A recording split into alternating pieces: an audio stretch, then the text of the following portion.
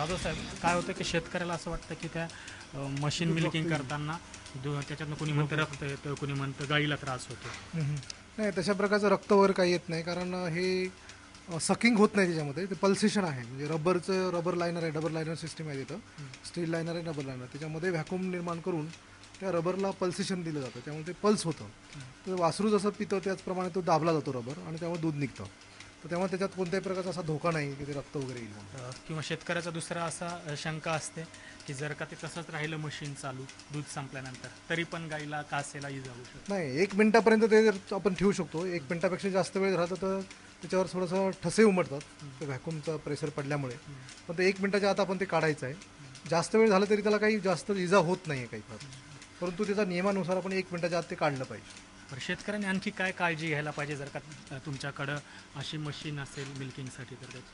हां, तर मिल्किंग मशीनच्या सहाय्याने धारा काढताना एकतर धारा काढण्यापूर्वी गाईची कास पूर्ण स्वच्छ धुतली पाहिजे पोटॅशियम परमॅंटच्या पाण्याने. त्याच्यानंतर आपण गाईची कास पुसून घेतली पाहिजे, आणि नंतर मग त्याला ते क्लस्टर लावायचं आहे. क्लस्टर लावल्यानंतर क्लस्टर साधारणतः पूर्ण धार झाल्यानंतर 7 मिनिटामध्ये धार पूर्ण होईल. त्याच्यानंतर ते क्लस्टर आपण काढायचं आहे. क्लस्टर काढल्यानंतर त्या गाईच्या सडावर आपण सापकीट नावाचं जे स्प्रे आहे किंवा जे डिपॉल नावाचं सोल्युशन आहे ते सोल्युशन, आयोडिनयुक्त सोल्युशन स्प्रे करायचं, की जेणेकरून मस्टायटिस होणार नाही. आणि दुसरं, ते क्लस्टर काढल्यानंतर आपल्याकडे जे जंतुनाशक द्रावण आहे त्या जंतुनाशक द्रावणामध्ये ते क्लस्टर बुडवायचं, स्वच्छ करायचं, आणि पुन्हा नंतर मग ते लावायचं आहे पुन्हा दुसऱ्या गाईला. त्यामुळे एका गाईपासून दुसऱ्या गाईला त्याचा प्रसार होणार नाही. जे काही मस्टायटिस रोग आहे किंवा इतर जे काही रोग आहेत त्या रोगांचा प्रसार होणार नाही. एवढी जर काळजी घेतली तर मला वाटतं मशीनमध्ये काही प्रॉब्लेम नाही किंवा धोका नाही, कारण आम्ही हे 1996 पासून ही मशीन वापरतो. आणि गाईची पूर्ण क्षमतेने धार काढली जाते, गाईचं पूर्ण दूध निघतं. कारण कसं होतं की हाताने धार काढताना बऱ्याच वेळेस दूध अपूर्ण राहतं, किंवा धारा काढून काढून शेवटी व्यक्ती तो थकतो आणि अंगठ्याचा वापर करतो. अंगठ्याचा वापर केल्यामुळं त्या गाईच्या सडाला इजा होते. आता त्यामुळं ते याच्यामध्ये इजा होत नाही, कारण आपल्या अंगठ्याचे हाड हे खूप कडक असतात. हे मऊ असतं, रबर लाईनमध्ये ते मऊ असतं, त्यामुळे काही धोका नाही तसं. बरं, असं आहे का की फक्त ज्या अशा ब्रीड्स आहेत संकरित तर त्यांना हे चालू शकतं, आपल्या देशी गायींना? नाही, तसं काही नाही. आपल्या देशी गायींना पण हे मशीन चालू शकतं, विदेशी ज्या काही संकरित गायी त्यांना पण चालू शकतं, आणि म्हशीसाठी सुद्धा मशीनचा वापर केला जातो. तशा प्रकारच्या मशीन उपलब्ध आहेत मार्केटमध्ये. बरं, आत्ता हे जे मशीन आपण इथं बघतो ते एक साधारण शेतकऱ्याला परवडू शकतं किंवा हो. त्याला परवडेल असं आत्ता बाजारात आता मार्केटमध्ये इंडियन कंपनीच्या काही मशीन्स उपलब्ध आहेत आणि परदेशी कंपनीच्या पण मशीन्स उपलब्ध आहेत. तर शेतकऱ्याच्या क्षमतेप्रमाणे 35,000पासून साधारणतः 60,000पर्यंत मशीन उपलब्ध आहेत. तर जे परदेशी कंपनीच्या मशीन्स आहेत, विशेषतः त्या जिया, वेस्टफिलिया किंवा डी लावल, तर त्यांच्या जास्त चांगल्या आणि आधुनिक आणि जास्त दिवसाचा संशोधनावर आधारित आहेत. त्यामुळे त्या मशीन ड्युरेबल आहेत, त्याच्यामुळे त्याच्यात काही प्रश्न नाही, चांगल्या आहेत. आणि हँड मिल्किंग म्हणा, म्हणजे हाताने धारा काढणं, दूध काढणं आणि अशा पद्धतीनं काढणं, तर ह्याच्यामध्ये आणखी काय फायदे आहेत? फायदे असं की गाईचं दूध संपूर्ण निघतं, म्हणजे 10 ते 15% दूध आपल्याला उत्पादन वाढवता येतं. गाईचा पाना साधारणतः 6 ते 7 मिनिटच असतो, ते 6 ते 7 मिनिटामध्ये दूध काढता येतं.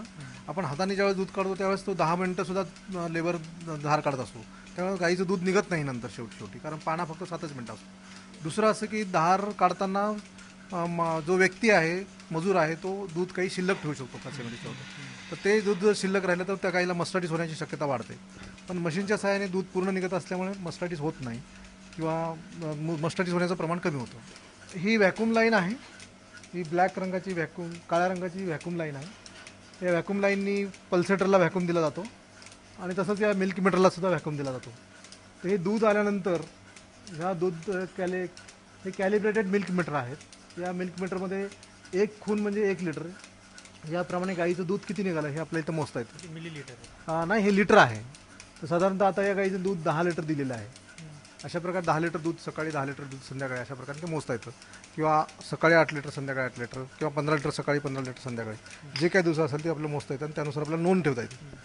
आणि ते नोंद ठेवून आपण त्या गाईने दूध कमी दिलं का जास्त दिलं हे आपल्याला समजतं, आणि त्याचप्रमाणे आपण ते गाईले पशुखाद्य कमी पडलं असेल किंवा काही त्या गाईला आजार झाला असेल काहीचा आपण अंदाज बांधू शकतो. हे मेजर झाल्यानंतर आपल्याला त्यातून सॅम्पल घेता येतं, की जे तुम्हाला फॅट टेस्टिंग करायचं आहे किंवा काही SNF टेस्टिंग करायचं, काही डिग्री बघायची असेल तर त्यासाठी आपल्याला ते दूध सॅम्पल घेता येतं, आणि सॅम्पल घेऊन आपल्याला ते टेस्ट करता येतं. आणि हे इथनं कुठे जातं हे डायरेक्ट? हे दूध मिल्क लाईनमध्ये येतं. मिल्क लाईनमध्ये आल्यानंतर बल्क छोटा एक जार आहे, मिल्क जार.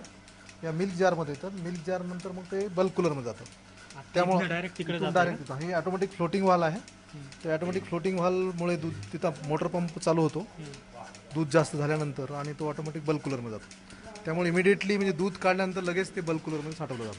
म्हणजे तिकडे 4 डिग्री सेल्सिअसला दूध ते थंड केलं जातो धारा काढल्यानंतर लगेच.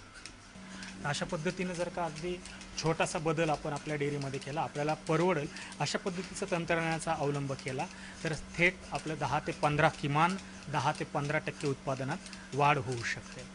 कॅमेरामन अमोल गव्हाळेसह संदीप रामदासी, ABP माझा, बारामती.